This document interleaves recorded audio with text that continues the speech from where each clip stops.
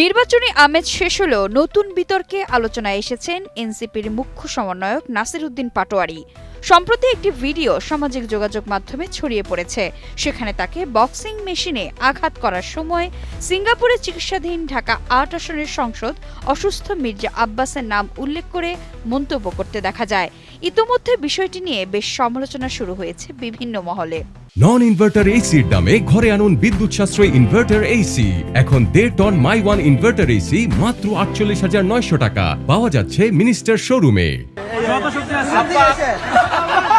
ভিডিওটি প্রকাশ হওয়ার পর থেকেই নেটিজেনদের মাঝে শুরু হয়েছে নানা বিশ্লেষণ। অনেকেই এটিকে বিএনপি নেতা মির্জা আব্বাসের প্রতি একটি প্রতীকী চ্যালেঞ্জ বা প্রচ্ছন্ন বার্তা হিসেবে দেখছেন। সমালোচকদের মতে এ ধরনের আচরণ রাজনৈতিক শালীনতার সীমা লঙ্ঘনের শামিল।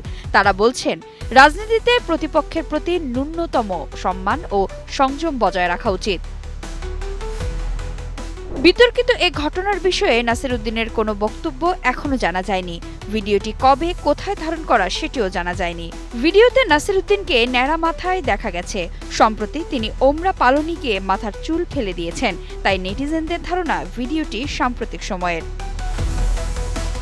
সম্প্রতি মির্জা আব্বাসকে নিয়ে অশালীন মন্তব্যের অভিযোগে পাটোয়ারির বিরুদ্ধে মামলার আবেদনও হয়েছে। এই আইনি ও রাজনৈতিক তিক্ততার মাঝেই এমন আক্রমণাত্মক ভিডিও ডিজিটাল প্ল্যাটফর্মে নতুন করে উত্তাপ ছড়াচ্ছে।